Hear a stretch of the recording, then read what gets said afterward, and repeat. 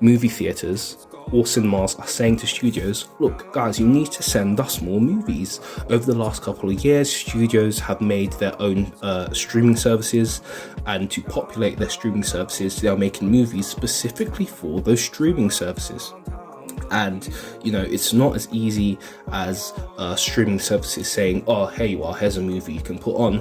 Why? Because when actors and directors and producers signed their contracts, those contracts were for streaming movies and not movies to go to cinema, then to go to the various distribution stages.